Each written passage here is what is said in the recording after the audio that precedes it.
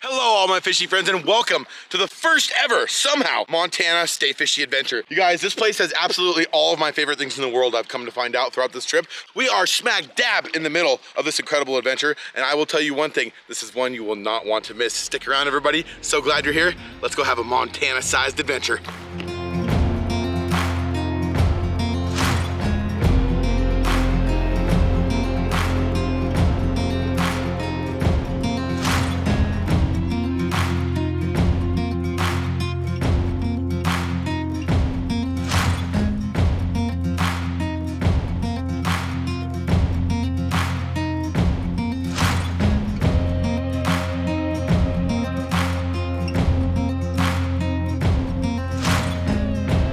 Okay, so our first stop on this lawless journey is at a lake that we're kind of retracing my childhood steps in this video.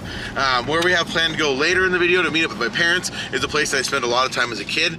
And now we are onto a place that I have faint memories of, but I remember certain things about it. The fishing was good, the scenery was unbelievable. It's very close to a specific national park. I'm not gonna say much, but we're retracing my steps as a child and going back to a couple of campsites that I really wanna see again as an adult. So this could either be very disappointing or very exciting. I don't know, we already took the wrong turn, so we're about 30 minutes behind schedule.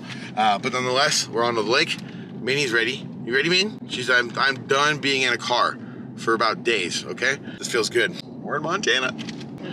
Now there's the damn road. We're on the right road now. We're on the damn road. Hopefully there's some damn good fishing up here. Okay, here makes the lake that we are adventuring on. Or I should say reservoir, because it's proper. But here it is. This is what makes it. Bam! All right, breakfast of champions. We call this a Montana omelet. Just kidding, we call it a pickle. But they sure are cheap in Montana, in case anybody wanted to know. $4 for this jar. Okay, stop for a little potty break and another pickle, I'm not gonna lie. But, you know, we've been cruising this reservoir and cannot lie. I was like thinking maybe we shouldn't talk about it because we don't wanna ruin any travel opportunities, but don't come to this part of Montana. There's a lot of people. Do whatever you want. I'm just kidding about that part, but there's a lot of people everywhere that we've gone down to. We actually just passed somebody coming out from a spot that I'm pretty sure was a spot I camped when I was a kid. And the person that came out, there's gonna be people at every spot for like the next 2 hours. So unless you go back to town and get more fuel, and you drive 2.5 hours more this way, which is not the direction we want to go. So I think what we're gonna do is we're gonna send it. We're gonna go west even further. We're gonna try to make this as isolated of a trip as possible. I don't really want to camp next to a bunch of people. I want to catch fish. I want to have this beautiful trip kind of plan out the way I was hoping it would. But adversity is part of the fun, right? You know what? And that pickle actually brings up something I wanted to talk to you guys about. Currently, we are looking for video sponsors for each video here on Stay Fishy.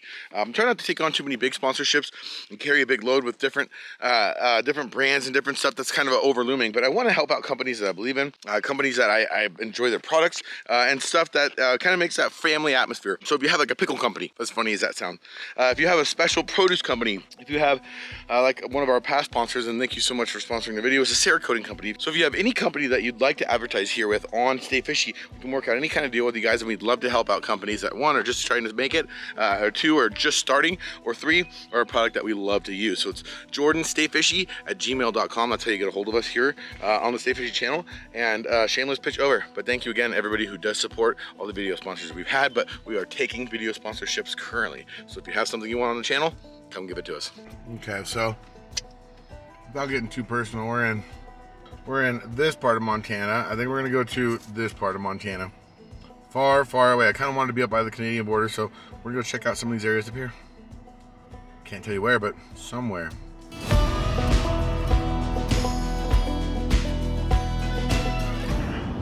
The hours go on. It's been about another 2 hours driving. It is currently 6:30 in the PM, but we are pretty close to our first try. Oh my God, that's Morelli, yes. Dirt road. We've got dirt road. Oh, and another car. But we're on dirt road.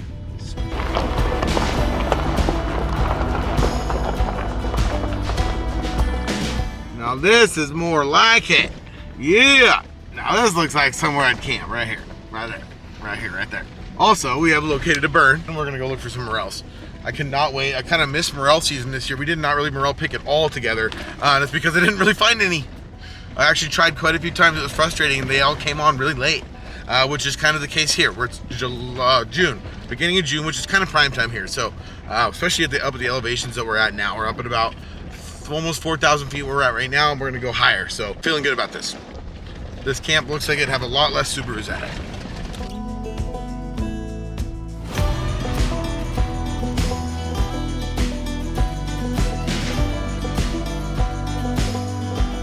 Yeah, the dogs do not like the bears. Dogs do not like the bears. We got 2 cubs standing in the middle of the road. 2 cubs in the middle of the road standing on their hind legs. Minnie does not like them. Neither does Lidman. And I don't necessarily like them either. Where we're headed up to, we're going farther and farther from people, and that is a cinnamon bear cub with a black bear cub, probably almost about over a year old. They're big cubs, and mom was really big. Almost chopped Alex's arms off with the camera out the window. That would have been okay though, because then they would have been distracted by the arms and we would have gotten away.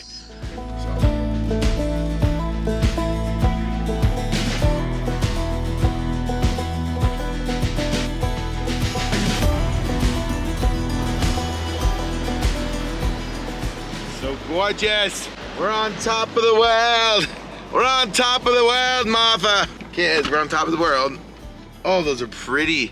Got the dandelions blooming everywhere. Or no, what are those? Those are sunflowers. It's a flower! There it is. Our worst nightmare. A free man's worst nightmare. The gate.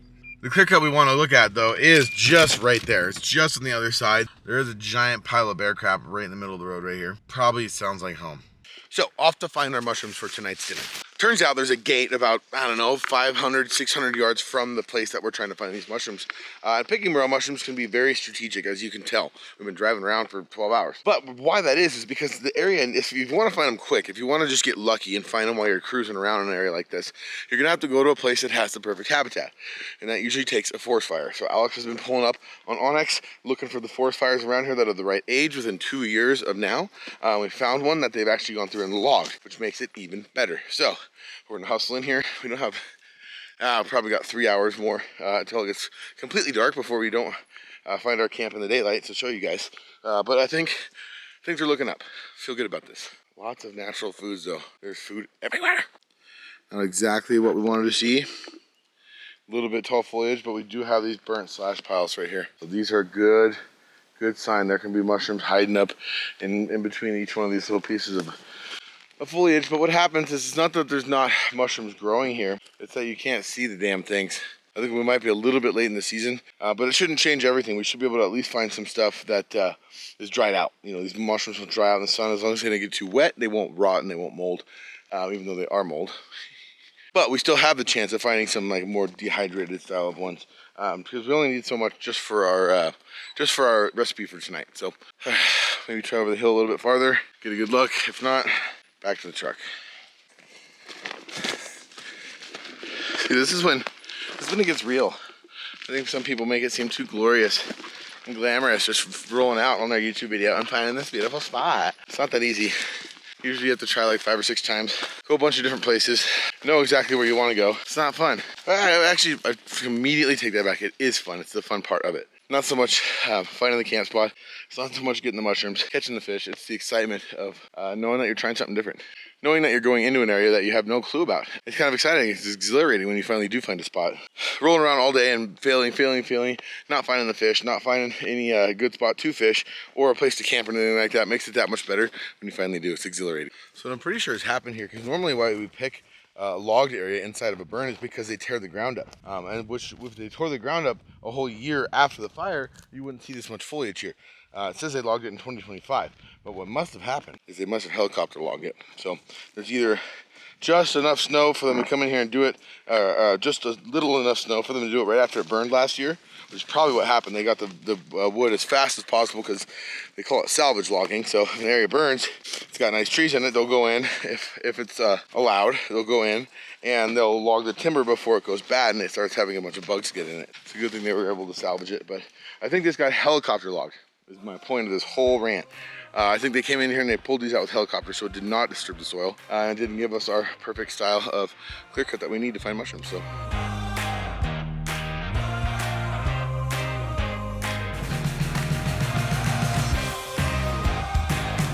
Turned around, found a gorgeous lake, Barbara. Absolutely gorgeous lake. Bet there's no camp spots on it.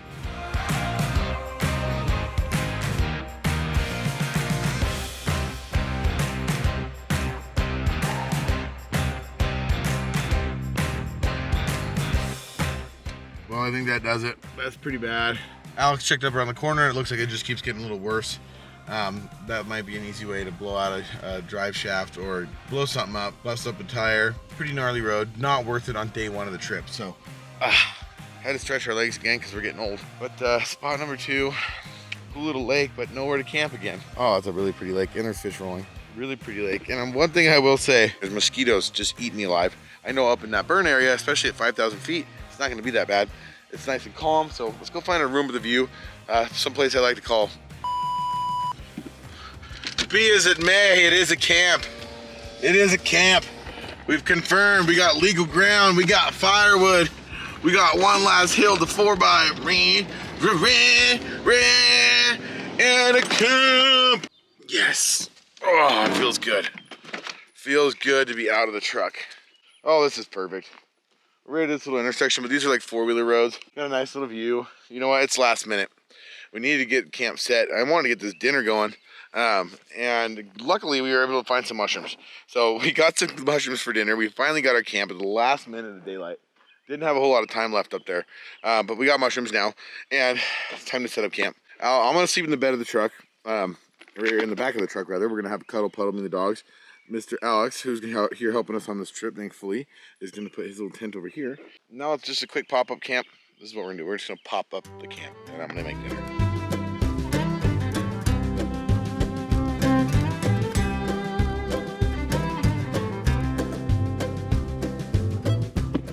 Okay, here we go. Here's what we got going. We got the morels we found earlier. They're soaking in some water. Wild turkey breast. But we're going to do this beautiful turkey breast under a morel mushroom gravy.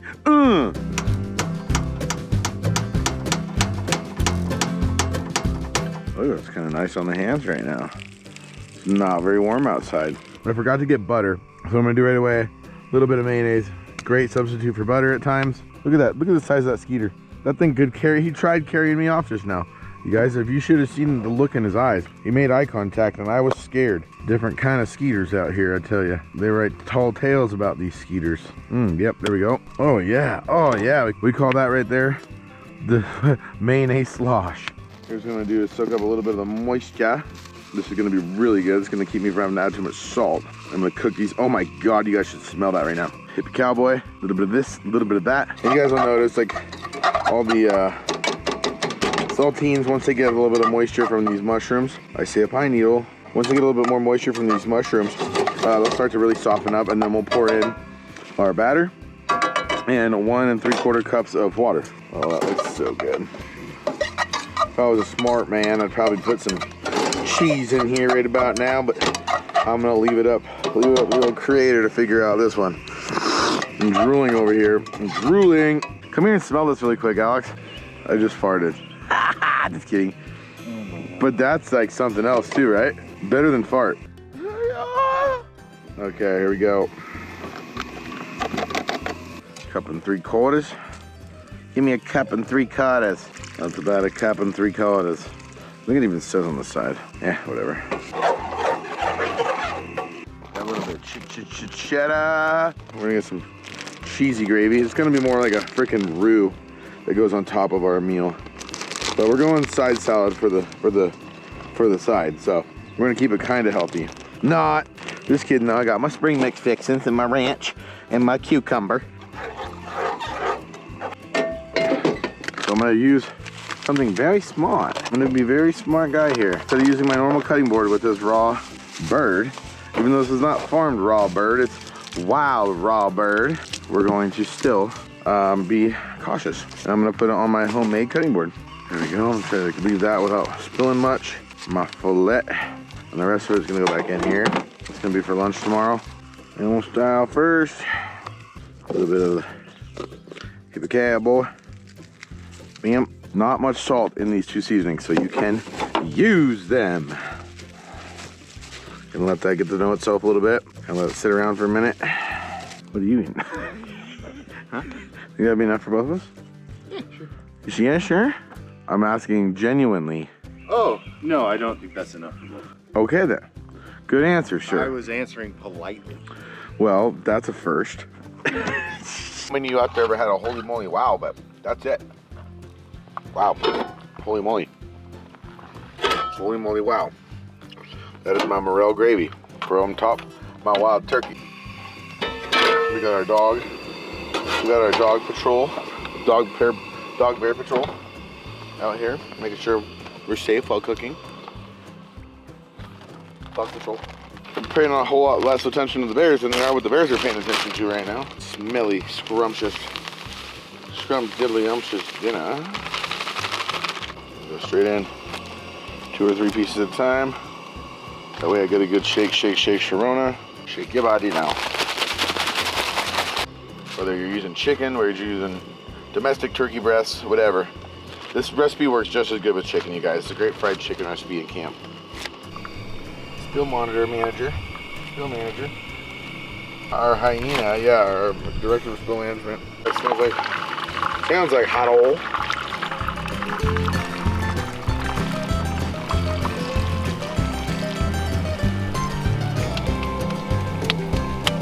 Best to take these out just before they're fully cooked, because as they cool down, they still do quite a bit of cooking. So we want to make sure they're still juicy, tender nuggets, juicy, tender nugs. They're the only ones that are allowed here, buddy. Ooh, that's a juicy, tender nug. Minnie, you're a juicy, tender nug. Those two got a second, but those ones are there. Jeez, mountain nuggies. That's my nug right there. With a big old honking scoop. Look at that.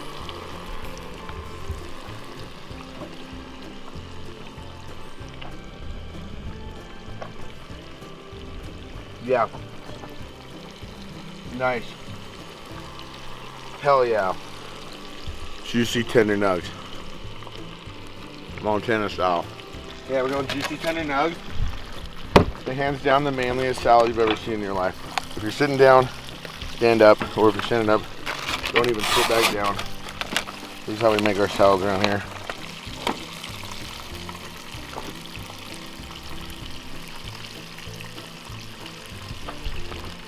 Dinner is served.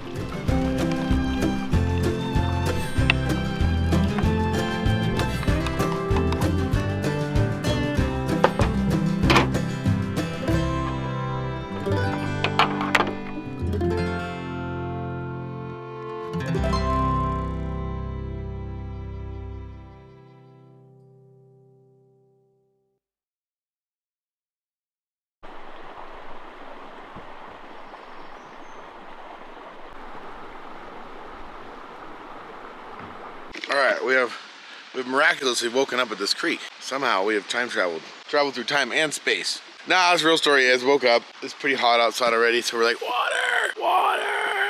So we came to this creek. We actually got some good water, but I wanted to do a little rinse off, do a little, I can't say that on camera, a certain kind of bath. Minnie, why you, she's muddying up the waters. But, time to make some coffee. It's early, I'm still tired. Let's make coffee.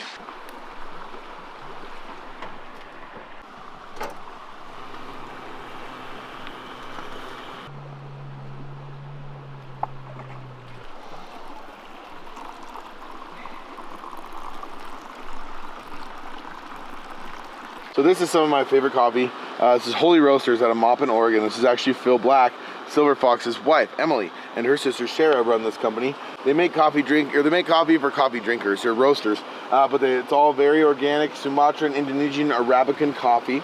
You can find them at holyroasterscoffee.com. holyroasterscoffeecompany.com rather, excuse me. But you guys, this is delicious coffee. They got it nice and ground up just perfect for how you want it. And I would highly recommend each one of them. Phil Black is probably the heaviest coffee drinker of anybody I know, and he doesn't like bad coffee. And that's his wife's company, so good enough reason.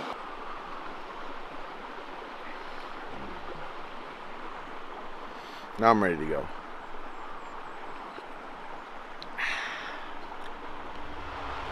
Good cup of joe.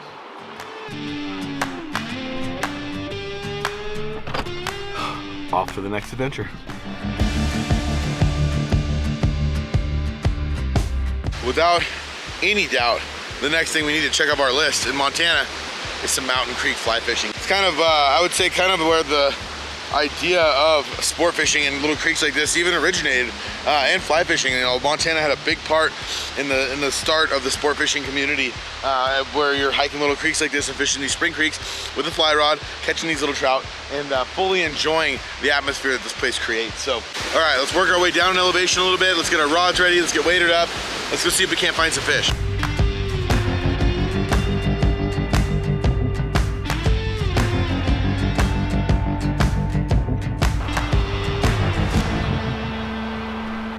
Oh my goodness, we came downriver, you guys. We got in a completely different section, and this is gorgeous. Almost reminds me of like the Olympic Peninsula in Washington. Big part of this kind of fly fishing is seeing your target, seeing your fish before you cast at them. So I'm gonna just kind of stand up here for just a second, see if I can see some fish moving around. They don't like when you point at them, so I'm gonna be careful. But any of these little back pockets, anywhere that it's kind of that dark color, we got a little bit of water moving through. I can see why I went to a 4-pound test here, because it's really clear. So I don't really see any movement at the moment, but that doesn't mean nothing. I'm sure they're hungry. Not a lot of bug activity going on right now here. Ooh, that's a good pool up there. Okay, I like this kind of fast water. I can get above it, I can cast down into it, and let my stuff swing around, and I'm not gonna be able to get seen by the fish. That's the big thing in this kind of stuff. I need to stand on this rock, cast down to that rock, and hopefully get a presentation in there before those fish see me. But this fast water gives me some broken cover, so let's give it a shot. Okay, here we go. There it is. There it is. Oh, perfect. That was the perfect cast. It was right where I wanted it. Right there in Cuddy country. Okay, so I'm just letting my line kind of slowly float down that little fast seam, get swung over. I don't need much. I just needed to get by the fish. Ooh, that might have been a grab. I just needed to get by the fish. That's it. Nothing under that limb. Yep. Okay, move on downriver. Okay, here's another little one. Just another little pocket with just enough room to cast. Just gonna slide that woolly bugger through there. It's a great time of year to fish a woolly bugger in a creek like this. Lots of caterpillars and stuff starting to hatch. Got this nice little pour over right before. Perfect woolly bugger. Perfect bugger territory. Really, it shouldn't be much. I think it should hit the water, start to sink, and then wham, it should have one coming up and eating on it. So I'm just gonna go under the old conventional idea of move quick, fish a lot of water, find ones that want you. Okay, there's my spot. That's it, that's it. There we go.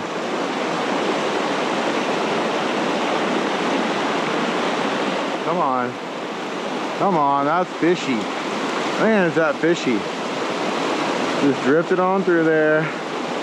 Just a little woolly bugger, not bothering nobody, just waiting to get eaten. Makes me want to have to try a new fly. I think I'm gonna have to try something else. There should be a fish right here. This is your quintessence. Quintessence. Quintessence. Back on the old dusty trail. It's obvious the creek is a little bit small. It's low. It's low and clear. So what I would imagine is that these cutthroat trout that we're actually targeting, these West Slope cutthroats, one of my favorite fish in the world, are probably sitting down here at the lake mouth in that slack water, hunting, living, breathing, being animals. So let's make our way down, see if we can start doing some spot and stock fishing, and find ourselves a nice fish for the evening. One thing I will say too is this place looks ridiculously like home. Kind of like the Mount Hood National Forest. I was not really expecting it. This is a part of Montana I have not been to. It's kind of a little hidden away section. We got tired of seeing so many people. It was Father's Day weekend, so obviously we were kind of asking for it, but we got tired of seeing so many people. We're like, no, we got to send it to a big area, a more reserved area, if you will. So an area further away from where it's easy for people to get, and we found it now. Ooh, canyon's out just below us here. Oh, there's got to be something in there. I'm gonna kind of approach it from the bottom end. I'm gonna put a split shot on so I know I'm getting down. Let's give it a shot. Look at how pretty this is though. Goodness me. Love it. Oh, look at that hole. Split shot on the chubby sparkle.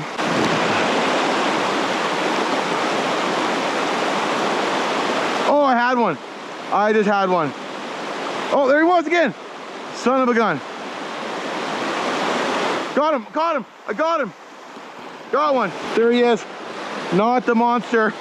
Not the monster we will probably eventually see on this trip, but our first Montana trout in a long time. Let's get my hand wet here before I touch this little guy. Just a gorgeous little rainbow. Kind of what you come to expect in some parts of the Rockies. You know, other parts of this trip, we're gonna be fishing places that have way, way bigger fish. So, but that's first one.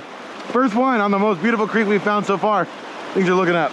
That thing got hit instantly both times too. So let's get it right back in there and see if we can get another one. Got him again. Got another one. Oh, he's a jumper. He's a wild man. He's a wild fish. All right, just another dinker-doodle. Dinker-doodle. Hey, we're the Montana dinker-doodles. Thanks for coming out. See you later, buddy. All right, 2 down. Okay, 2, checked off the list. Kind of what I expected out of this creek. I know that most of the big fish, we're gonna find them at all, the big cutthroat, are gonna probably be out of these creeks by now. They probably spawned already if they came up here to spawn. They're gonna be out in the big lake looking for those things right there. So, mission accomplished though. Got a couple nice little guys on a creek that is very iconic for the Rocky Mountains, but that size of fish for these creeks is pretty iconic as well. So let's go find somewhere we can find a little bit bigger one. Let's move. You go. You guys are probably like, why do you quit fishing that little creek spot? That thing looks awesome. And I'm not gonna tell you like I'm a Mr.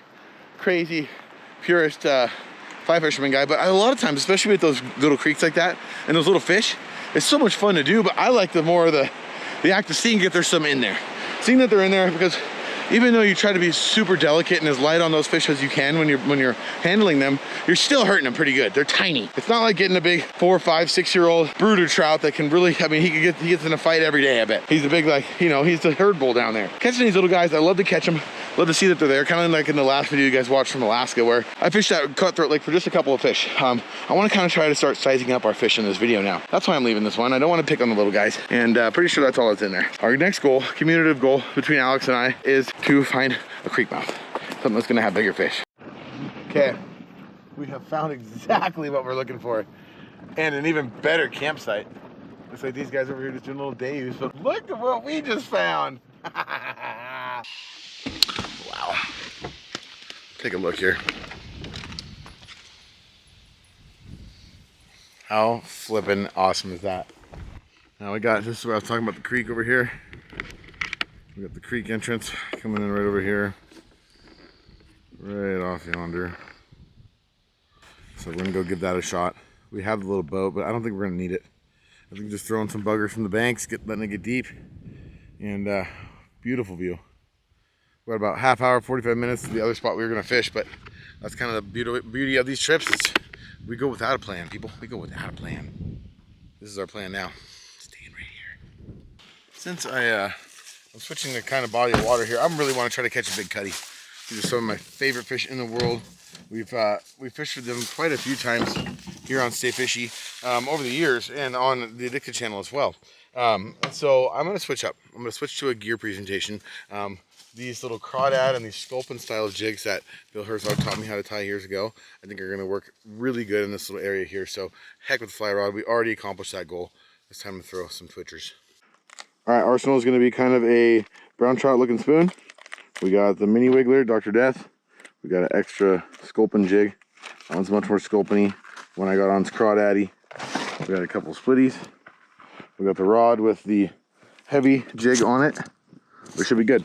Let's hide our stuff here. Let's go for a walk. We are gonna get some fish. I can feel it. I can feel it. It's exactly what we were looking for. Beautiful lake shore, clear water, 20 to 30 feet deep. Let's get it down there deep, and then we're just gonna wiggle it.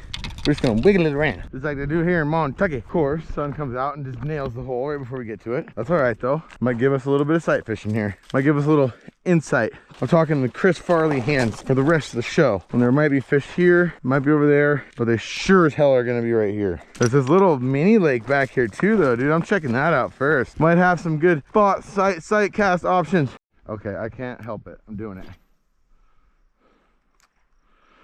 This looks too stinky good. It would have been a really nice spot for a fly rod, but just the way that we fished these crawdad patterns last year and nailed them, I just can't help myself but to try it again. We did the same thing with my good friend Bill. I think I just saw a fish flash down there. Hard telling, not knowing, as always.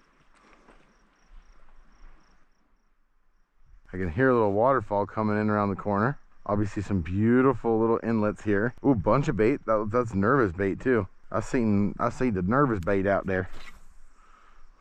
Really keeping my eyes out for lurkers. This is a perfect little vantage point. You can get to where you can see, you'll see those big dark figures those big bull trout or those big cutties, they'll just be circling. They go right off the bank, usually about 30, 40, 50 feet, depending on the lake. And then they just slowly lurk back and forth. And they're just hunting. They're on the move. They're looking for food, just like you would if you were a big fish. Boy, that's deep out there. Oh, I got hit on the fall. Oh, there he was again. I just got whacked again, guys. Wacky doodle down deep. Wacky doodle down deeper. Okay, now you guys are probably getting a super killer look into the water, even better with the camera than what I'm doing, because I don't have the best polarized glass. But you can see here, for the lack of seeing, you can see there's no dark objects moving.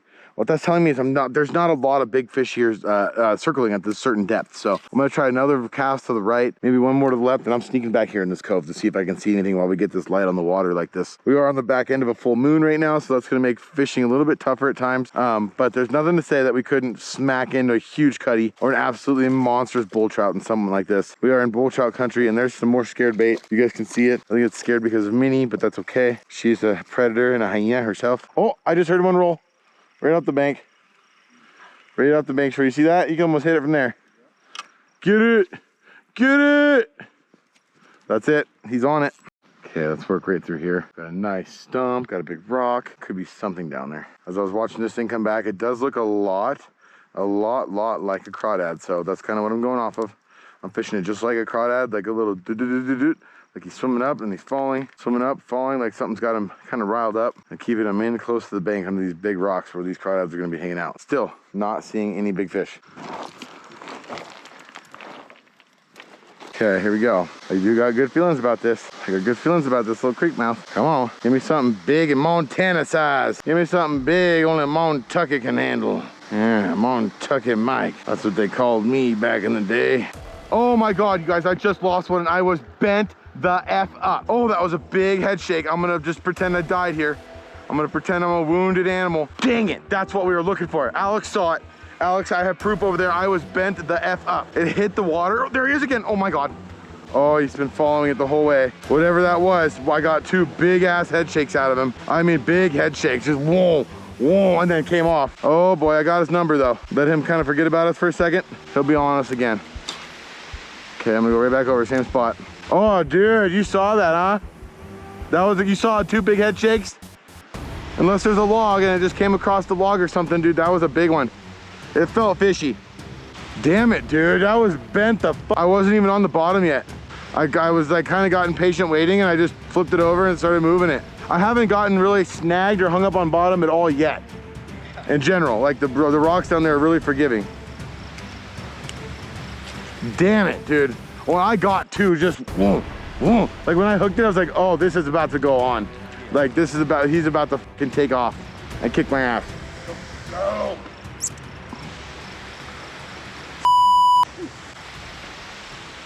Okay, one more out here. Then we're moving on. Then we're going on with our dreams. Okay. Okay, well, I took a little nap after losing that hog. Alex fished a little bit more, nothing else caught. And then the Flintstones moved in next door. So there's been a family here graciously enjoying their time, right? But they've been smashing rocks together and throwing rocks at the embankment for the last hour and a half. So we're not camping here anymore. Goodbye, Flintstones. Hello, world. We're out of here.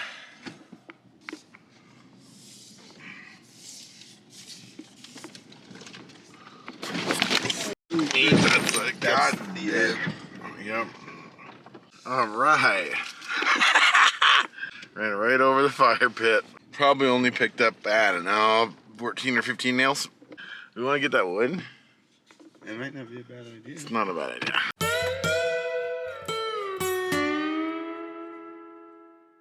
Okay, in the process, we just found paradise. Look at this. It's real smart. Pulled up here just as a family was leaving. They said, "It's all yours, boys. Enjoy." And look what we found. We found Montucket.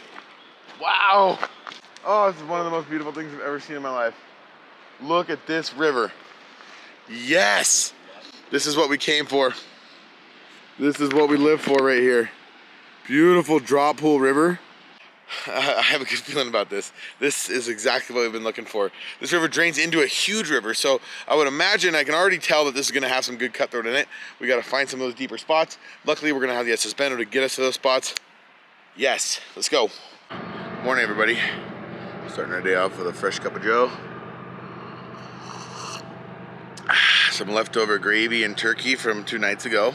It's about time to go find some ice, so I had to get our leftovers all eaten up before they went bad. And I got my cell phone to find the next spot on our adventure. I'd have to say that's probably one of my favorite parts. Thinking about it this morning, kind of laying in bed, kind of meditating, if you will.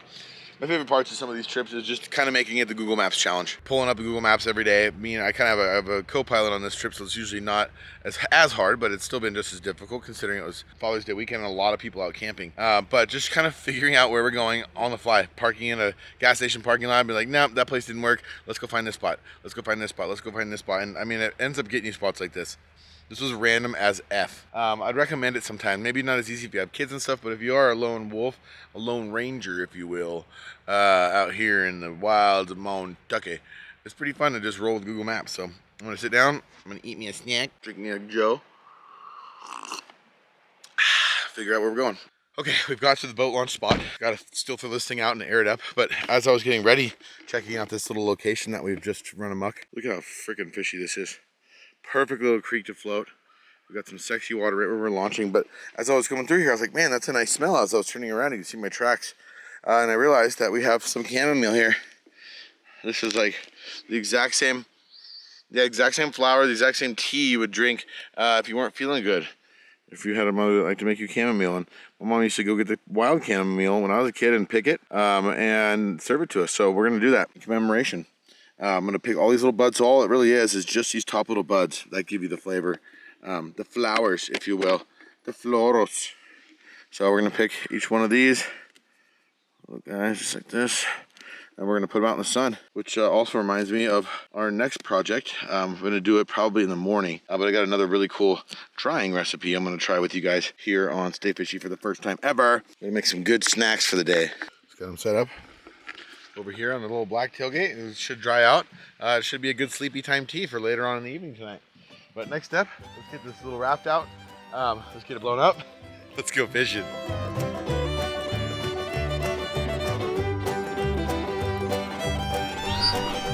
That's the sound. Once again, guys, this is the raft that I've had for a while. These guys are super cool. But if you want your raft or you want some kind of product of yours for this kind of lifestyle and this kind of video that we actually make here on Stay Fishy, once again, jordanstayfishy@gmail.com. Check us out.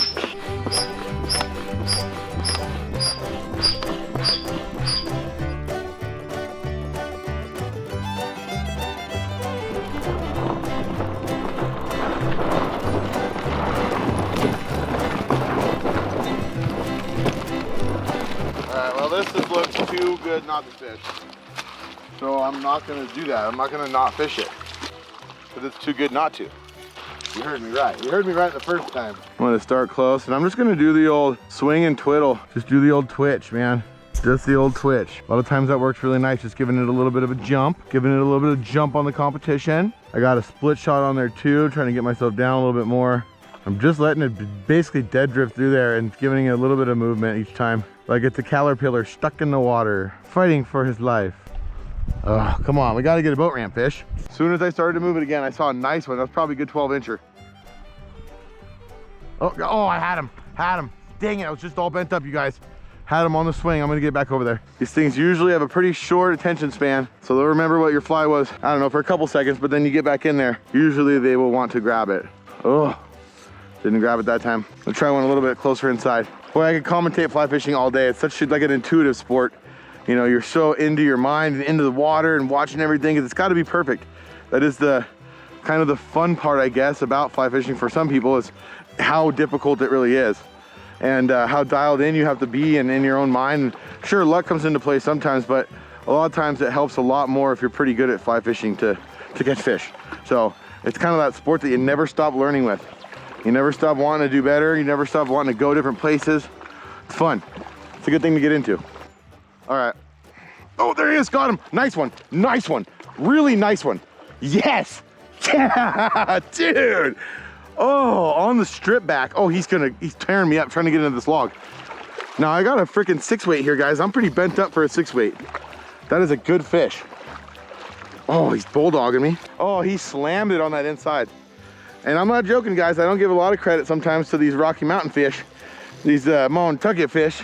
Just kidding. There's a lot of big fish in Montana, but none of them quite fight like this fish right here. That's why I think I can tell what it is. I kind of got, no, it's a rainbow. Oh, it's a cutty. It's three things. It's three things all at once. Kids, back. No, this is just a beautiful West Slope cutthroat. Exactly what we came here for. Wow. What a gorgeous little creature. Oh, it's perfect. You like it? Mm-hmm. You like everything? Mm-hmm. Look at how beautiful that fin is. Everything about this fish, top to bottom, is perfect. I love a cutthroat. You can see that reddish color under their gills. Sometimes you hear it's a lot more vibrant than others, and I feel like it's different from males to females also, but I don't know how it's gonna get any better from here. Okay, whew, there he goes. Full of piss and vinegar, that one was. Yew! Nicest fish of the trip. Beautiful cutthroat. Exactly what we came here for.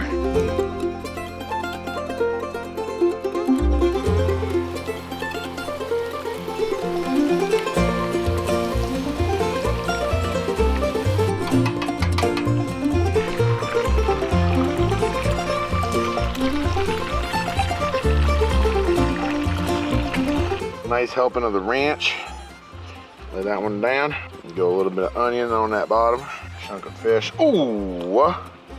Good thing we got a good stick. That's what a high quality cheese will get you, ladies and gents. A couple of the spring mix. And there we got it. Our little sliders. Platooey. There it is. Perfect halibut slider. Out here in the banks of Montucket.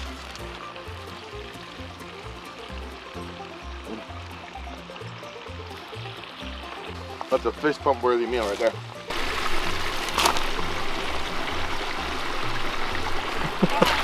Oh, good kid. Oh, total food coma. Total food coma out here. I love me a fish sandwich. Nonetheless, what a great day. A lot of moving around. Started about 50 miles from here, I'd say. 2 towns or so. Yeah, it was a long little run to get through all these little goals today, but luckily we're a couple days away from summer solstice, or a couple weeks, whatever. It's probably 9 o'clock already and it's barely getting dark outside, so it's just staying light till about midnight, which lets us have a lot of time, and so that makes me think I'm gonna do what I was gonna do this evening in the morning. It's already been an action-packed day. I'm tired. I'm gonna listen to this beautiful creek all night, not get eaten by very many mosquitoes, hopefully, and we are off on another adventure tomorrow. We got something cool in the morning for you. Nonetheless, I'm crawling in the backseat of the truck. We'll probably see you guys, if not in a few minutes here. Something cool happens in the morning. Okay, almost forgot the most important ingredient of tonight, for being able to sleep at least. There it is right there, chamomile. And we got her all nice and dry. Oh, wish you guys could smell that. I don't have any honey actually, which kind of sucks, but I have a feeling this stuff's gonna be strong enough it won't matter. Chamomile right into the pot. Chamomile in the pot for the sleepy puppy. Got some beautiful spring water here. Oh, something's going on across the river. Bigfoot's coming after us. Let's get this steeping. Let's get this steeping and a stooping. There we go. That's our nighttime tea. What we call the Montucket tea bagger. This is what we call it right here. Just gonna pour through a nice little filter here that we made. Filter might be a little heavy. We're gonna go back to single layer filter. We're learning on the fly here, guys. Remember, Mom used to do this, not me. I think we're okay with a single.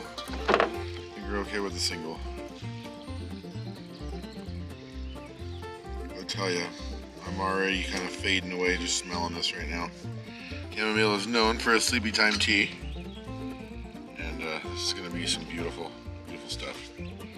Here from the banks of a Montucket River. Montucky? Call that the Montucky tea bag right there. Give her a tug, give her a squeeze.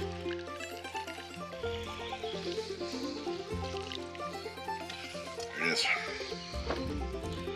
Fresh brewed chamomile.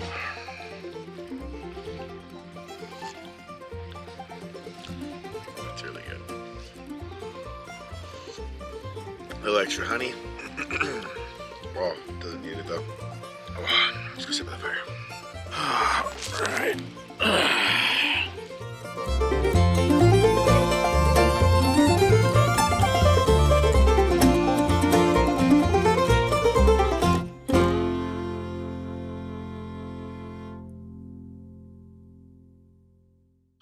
Ooh, hell of a way to start the morning. Nice little cold plunge. Felt great. Now it's time for coffee and one other thing. We got a little chore to do this morning, and it's going to be a fun one. So first things first, so we can use our words correctly, let's get some coffee on our bellies. Okay, next project. It's going to require a knife, some salt, a bit of salt, and a little bit of meat. We're making jerky, everybody. Now, a sharp knife is going to be important here. Gonna need a sharp knife. Beautiful piece of meat. And what we're gonna do here is we're gonna go old school. Figured this would be kind of a cool way to kind of commemorate the people that lived here before us. And honestly, it's just a cool way to be able to make kind of some sustenance for the day if you don't have it. Jerky these days is very expensive, so if you have some meat at home, if you have a place that you can get some meat for cheap or whatever, it's a cool way to make some jerky out here on the rivers. I'm gonna take and just make real fine slices. You can see why a sharp knife is so important now. Try to make them all the exact same size so they dry the same speed.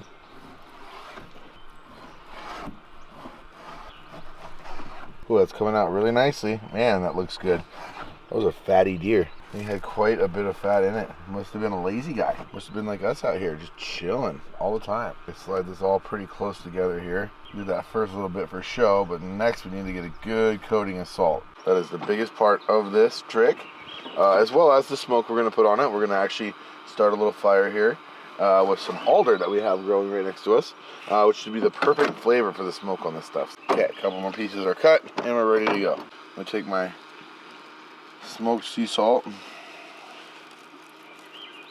spread it all around, and this should right away, especially sitting in the sun like this should start the dehydration process. Should start seeing that moisture get pulled out of the meat with the salt. It should start getting a little moist around the edges, if you know what I'm saying. And then we're gonna go get our rock here. So I'm gonna let that dude stay here for a minute. Let nature kind of take its course. Probably cook this little piece of gristle up for the pups for breakfast. Seems like a pretty nice idea. And then we're gonna grab our rock that we packed all the way back to camp last night and put it on there. Okay, other most important part of this little experiment. I need some wood. Got it. Perfect, nice and dry. This is some alder, and this is gonna put a really nice smoke onto this. So we're gonna start just a little baby fire. We're gonna get this alder smoke going. We're gonna get our meat on the rock. Then we're gonna set it right in the little smoke zone. Got us a nice little hiding fire done. The wind's actually going this direction. It stopped going that direction for a second, but I'm gonna set my piece of wood right, or my rock right here facing that fire. So it's gonna get nice little plumes of smoke. It'll get a little extra heat, kind of speed up our process a little bit. Pretty cool. Oh yeah, look at that smoke. Perfect wafting, we're wafting. And after that kind of dies down, we'll even get a little bit more smoke in there. It's perfect, I love it. It wouldn't be Montucket unless you fished a handcrafted, unique fly. We're calling this one the homestead fly. Come here, guy. Come here. Oh, that's perfect. Right there. Nice. Some good butt fuzz if I ever seen it.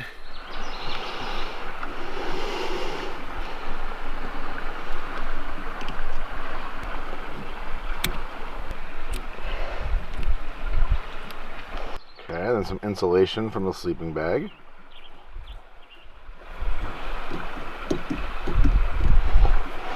Okay, a little bit of stolen glory from another fly.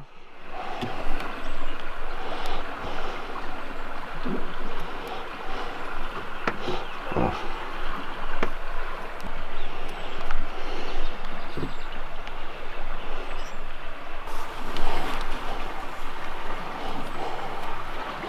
And then to finish her off, some split ends.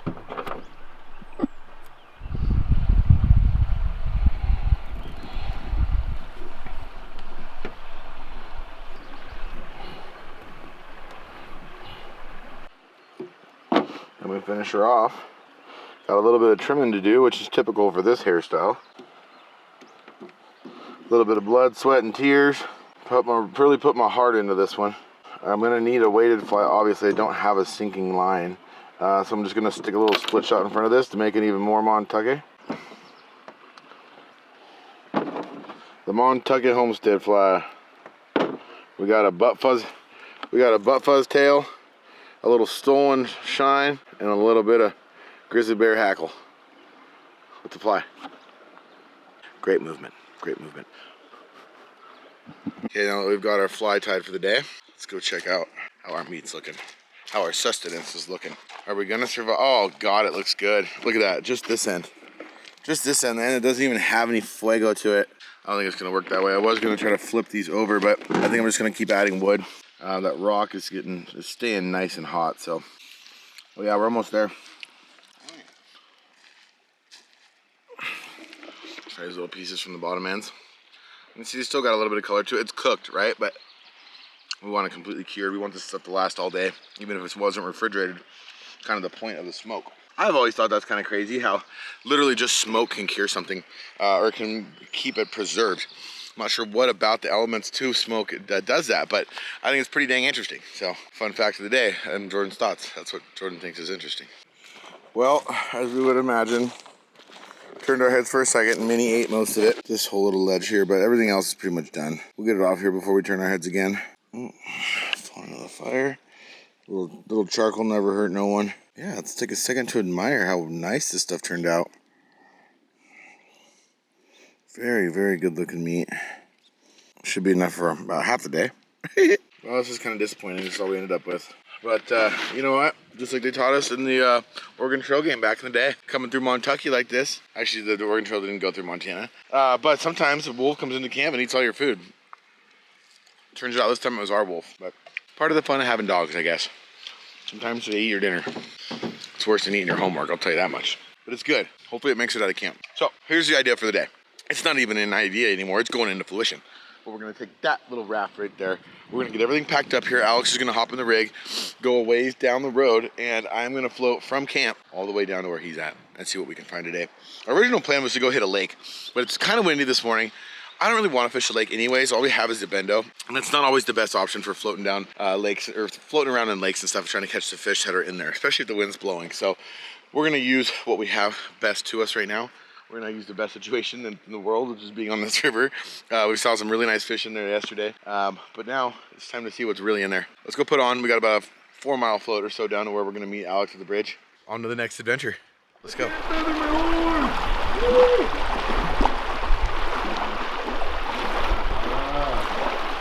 Kind of looking for fish here.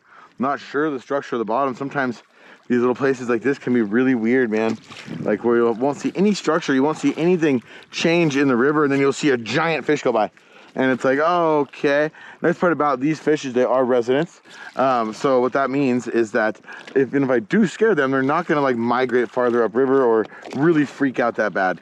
But all I will say is right now, I need to try this side right here. Yeah, I'm gonna stick with the rooster tail. Kind of wanting to make the most of my time here. Honestly, it's what I have on, so that's why I'm fishing it. Montana, get me every time. This looks so elky down here too. I want to hunt this so bad. I want to come and elk hunt this country so bad. It's so fishy. Good one? How good? Oh, okay, not that good. Just kidding. Alex just hooked one way back upriver. I haven't made it that far from camp, but Alex has got a nice one on. Congratulations to him. Oh, he lost it. What a loser. He's probably fishing barb. No, just kidding. Darn it, that looked like a nice one. He was all bent up. Nonetheless, though, we're both catching them, so that's cool. But I just wanted to say how thankful I am, you guys, to have you on this trip. Feeling very free right now. Very, very free and wild. That's the way every man should feel. That's the way everybody deserves to feel. Not even every man. That's the way every man, woman, they, whatever you want, should feel ever. You know, just be happy out here. Keep living life. Keep living life to your fullest and find good friends along the way.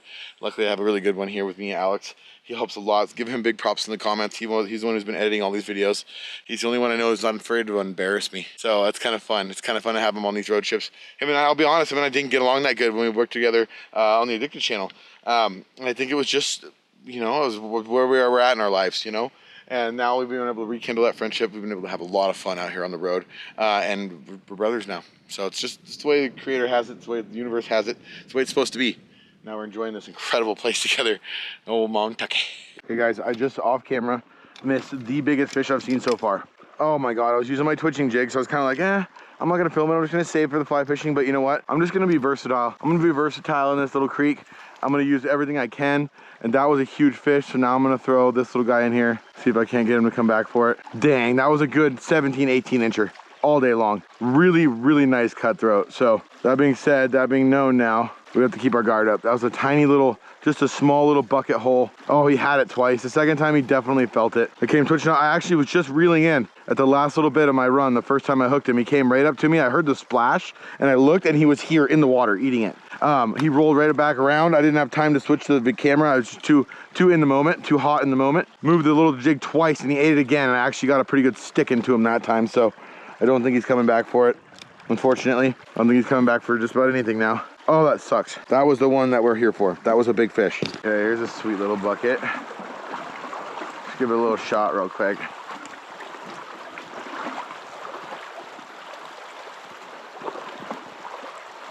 Check out this little over the log job. If that doesn't have a cutty in it, my name ain't Jordan. Oh no. Oh no. Got it. Ooh, that was my biggest fear right there. Okay. Let's give her one more try over here. There's gotta be a big cutty sitting over there. Man, I just love how aggressive of techniques that these fish like. I think that's my favorite part of a cutthroat trout, is that they like to eat all the big aggressive stuff. I mean, they're little killers, they're little feeders. They just want to eat, they want to mess stuff up, they want to eat good, just like us. We have a lot in common, me and these fish. They just want to eat good, they want to be somewhere pretty. Maybe have a pretty little lady next to them, I don't know. Oh my God, that was a good one. Oh, got him, got him, got him. That's a really good one. Yes, yes, yes, yes. Oh, dude, yes, yes, yes. Yes. Oh, Alex is right above us with the camera. That is so sweet. That is so sweet. This thing is kicking my butt. Oh, what a beauty. What a beauty. Oh God, this is a nice one. Every one of these little pockets is just filled with these little guys. This is so cool. I think that's what's even more exciting for me right now. Here he is. Here he is, ladies and gents. Oh, it's a nice fish. What a blessing.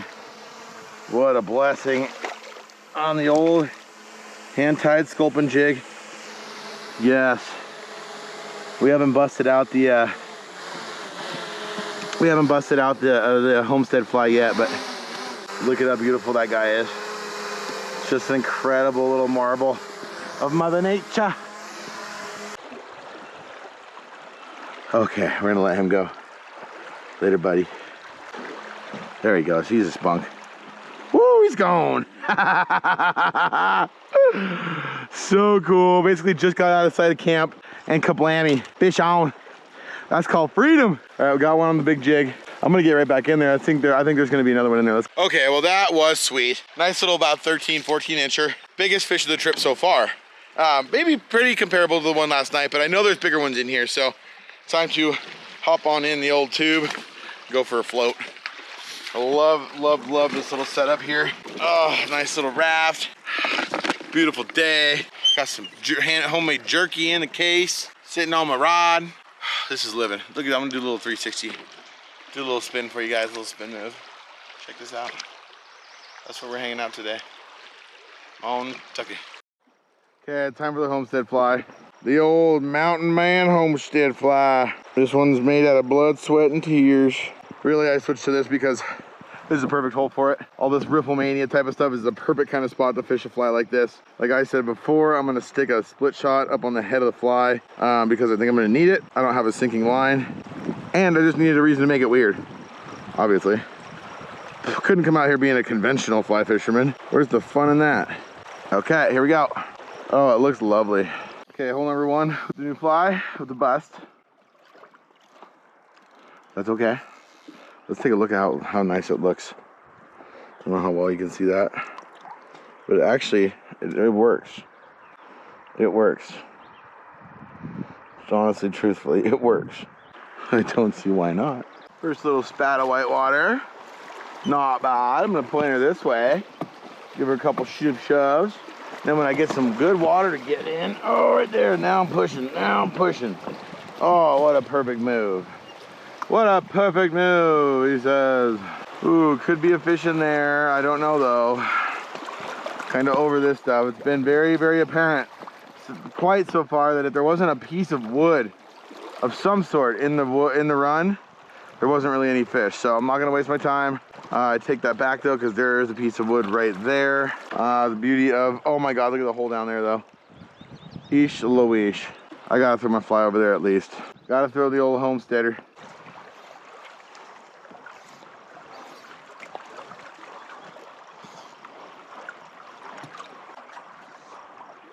Could have sworn I just saw one flash over there. Could have sworn. Ooh, that's a good drift. Going through there really nice. Oh, there he is. Oh, I had him. Dang it. Had one. Had one. I think he'll bite again though. You guys saw him out there. There is proof. Yep. There's definitely one that flashed. It was the one that flashed. It was the one that bit. He saw it early on, then he wanted to come get a piece. He wanted him some of that Goldilocks. There, oh, there he was again. Dang it. He wanted him some of that Goldilocks hair. That greasy, smelly, 3-day campfire Goldilocks hair. All right, I'm gonna get one down on the bottom here. I can feel it. That was just a little warm up. That was just to make sure I knew what was going on. Just to make sure I knew I was ready for what was to come. And what's to come is a big old fish. Lord me, Lord have me. Oh, come on. Okay, working my way downhill now.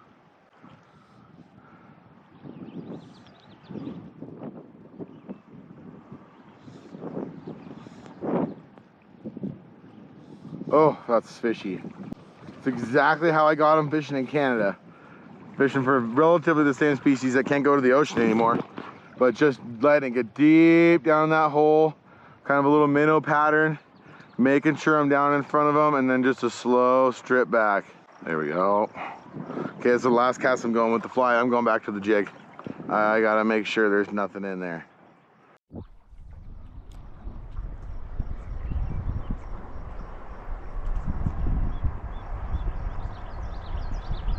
There he is. There he is. Another good one. Oh God, he's gonna beach himself. Oh wow. Oh wow, that's a good one. Oh, he crushed it. Yeah, he did not want nothing to do with the homestead fly, but he wanted that sculpin jig, which is crazy because that fly that I tied is a very, very similar. Oh, that's a big rainbow this time. That's not even a cutty. That's our first nice rainbow of the trip. Oh, what a jump that thing did right on the take. I got it just in time.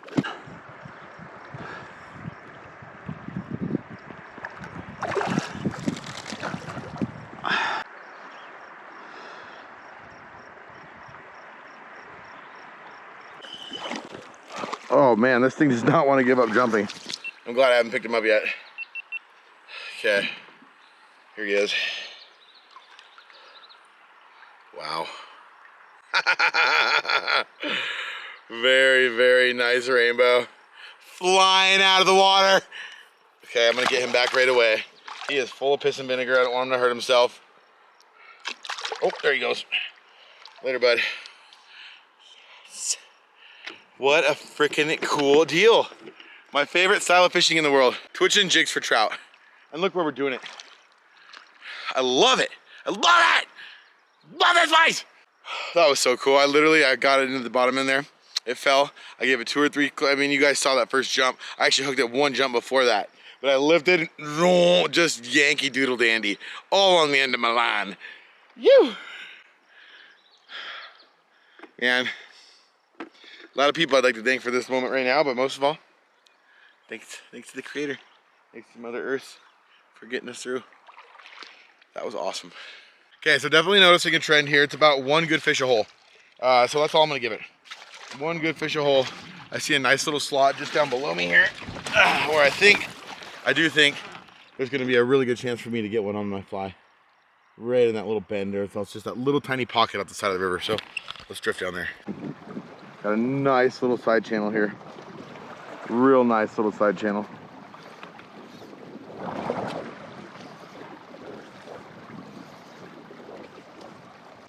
Time for a jerky snack. Oh, that looks good. Tastes just about like it looks too. Got this really beautiful stretch going through here. Time to get one on the old homestead fly. Let's go. Just broke my fly off on a monster. The fly is gone forever. Oh, the thing hit the water.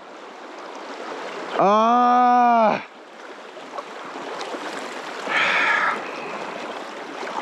It was like the first cast too. First cast of the homestead fly. Thing hit the water, giant, came right to the surface. I'll go bonk. I set the hook like it was a damn steelhead. Ah! No more homestead fly. Damn it. Gonna have to retie another one of those once we get back to the truck. That worked pretty dang good. Damn it, man. That was a good fish. That was what we were looking for. That was kind of the day closer. I only got about 2 more corners before I get down to the end here. I'm getting close to where I'm gonna meet Alex, and that was like the closer right there. A flying knee from the top rope and then missed. Totally missed the guy. Okay, despite many other tries, could not get the bug back. It's yours now. You keep that. That's my blood, sweat, and tears in your mouth. Probably getting down there on time. Alex waiting for us, and I know I can tell there's some more good log jamming spots up there. Again, the thing had a log in it, it had a big fish. Let's go find another loggy spot. Step in. Step off! Step off! Anybody? Anybody name that movie? This is kind of cool. A little floating jig, a little floating poke. My favorite kind.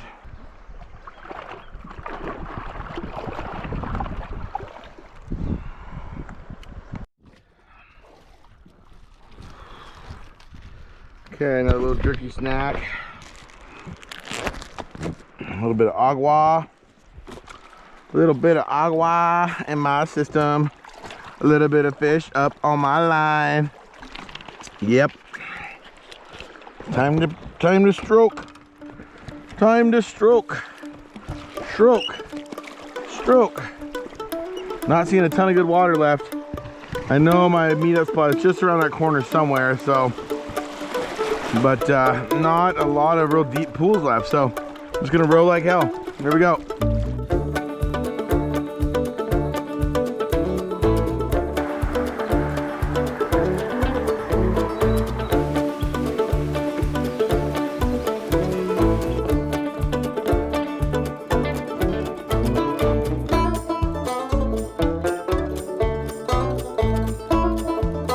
I just wouldn't have been able to live with myself if I didn't share this juicy little bread bucket. Yeah, I think we should call it sex bucket. Look at this place.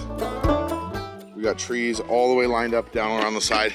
And the kind of the cool part of what I'm looking at behind me reminds me a lot of what our next adventure is here. If you guys didn't believe it, we are going on another adventure still. This trip continues. We got about 2 holes after I go through this S-curve and go back to the next one. I'll be at Alex. Hopefully we'll find a couple more big fish in between then, but this reminds me a lot of where we're actually headed after this. This afternoon, we got about a 2.5 hour drive and we are going to do something, nipples just got hard. We're gonna do something that I'm so excited to do with you guys. I've been dreaming about it my whole life. I've already collected a lot of these things in my life, and I'm gonna just leave it at that. Enough said, let's go fishing. Well, oddly, it would seem any single hole on this float without a tree in it did not have a fish. I can almost see the bridge just around the corner, and what an awesome day so far. The days are just about to get better. Like I said a minute ago, I'm so excited for what we're about to go do, and I'm pretty much over the fishing. We fished super hard the last 2 days. Now it's time to enjoy some other stuff that Montana has, and one thing that I am really craving right now that Montana has the best of is just down the road. So with that being said, let's get back to the truck. Let's saddle up, partner.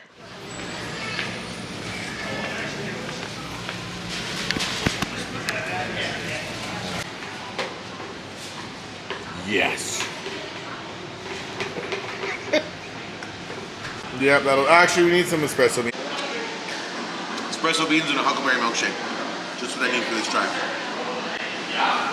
We're running out of time though, honestly. We're still about 20 miles from where we wanted to get to tonight. I took a little bit too long floating. It was just too pretty of a day. And then we had about a 3.5 hour drive. So, but it's gonna be worth it. Again, like I said, this is probably gonna be my very favorite part of the trip. Something I've been needing, honestly. I've been needing to go center myself with the universe a little bit. And this is gonna be the perfect activity to do it. We're gonna stay up here for a couple days even more. I wanna get the right things that we're coming for. That didn't sound too weird. Well, I wanna get the right kind of quality of things that we're going to look for. So it might take us a couple days. We got lots of food still. We're not really clean.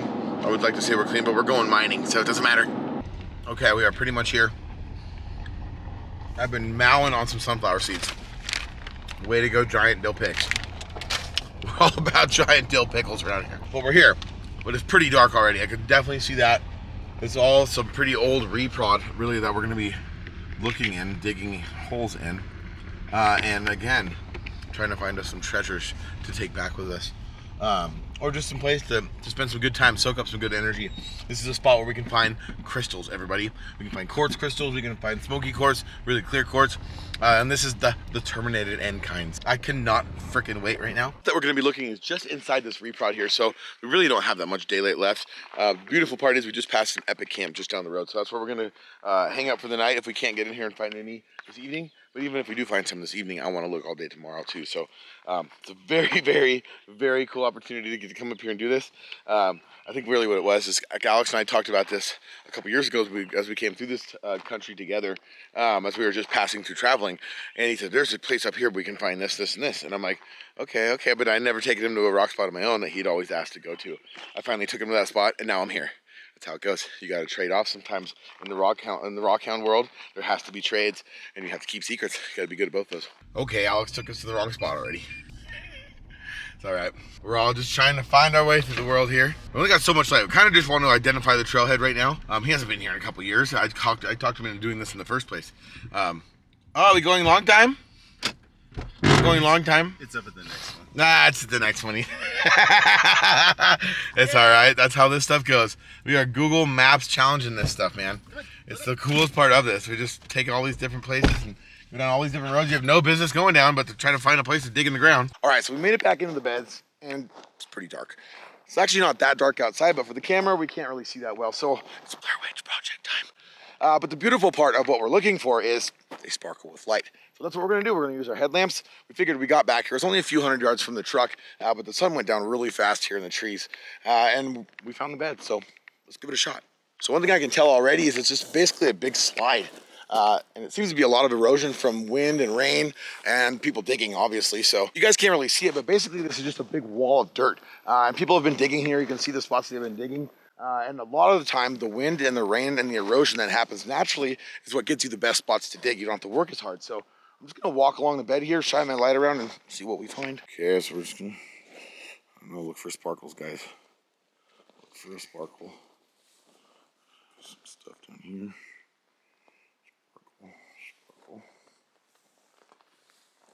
Sparkle. Oh, what's that? Is that a sparkle? Looks sparkly. It looks clear, at least. It's a different color. That's a sparkle! We found a sparkle. That's a sparkle right there. See it? Guys, can you see the sparkle? He had a sparkle. No, you can't really, but it's a sparkle. I'm gonna put that down because I can't really hold on to it. It's a sparkle. This is good. Oh my God, look at this. This is so cool. Oh, I dropped it. That is so freaking cool. I'm gonna actually just put this down. You guys, it's kind of hard to hold the camera and the light. Here it is. Quartz crystal.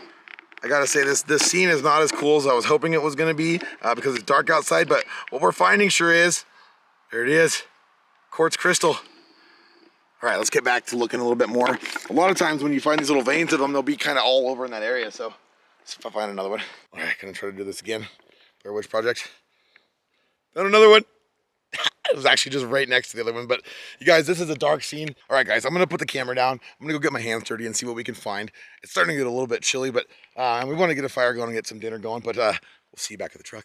Ooh, we made it back, and it is a warm night. I don't know if we're gonna have a fire tonight or not, and we did pretty good. Check it out. Flip this camera around. Look at how beautiful these things are. Come on. Oh, right there. Nope, right here. Right there. Come on, camera. There it is. Pretty darn cool. What an awesome experience. We got here really just in the nick of time, and I'm glad we got to go get these. Wish we could have shared a little bit more of the experience with you guys, but rock hounding is not necessarily what this video was about. It was about exploring, and we sure did that on this one. We put on a lot of miles. It was really fun to have Alex along on this trip for motivation, for inspiration, and to have somebody just other than the dogs. The dogs are family too, though. they're humans. And in the sense of the motivation and inspiration, I want to talk a little bit about something I wanted to talk about in the first place we tried to camp. On this trip, I was kind of retracing steps from when I was a kid. We used to go to this area all the time. And one of the trips when I was a young kid, me and my dad and my uncle went to that first lake that we tried to camp at. And there was this family there, and they had this young little 10-year-old boy just like I was. The parents did not seem, I'd say, the most responsible. And one of the days they went to town to go do the laundry, and they left the kid for like 3 days. And back then where we were was so far away it wasn't even funny. So obviously me and that kid became really close friends throughout those few days, and we stayed there to make sure he was okay. But so obviously me and that kid became pretty good friends along the trip. But it was so crazy to me. He was drinking out of the lake. He was going and finding food. Obviously they had some food in camp, but he was making his own food. He was drinking out of the lake, and he was living in the woods by himself at 10 years old until his parents came back. And who would have known if we were going to stay in camp? But what this really showed me, the inspiration I'm getting to on this, is it showed me at such a young age that you could be wild and free, that you could live off the land and be safe and be happy and support yourself. You could live a self-sustained lifestyle. And that's exactly what we did on this trip. We ran amok, we met fun friends, we had an amazing time, and I'm so glad that you guys joined us here on this Kentucky adventure. Until next time, everybody, same time, same place, you all stay fishy. We'll see you out there.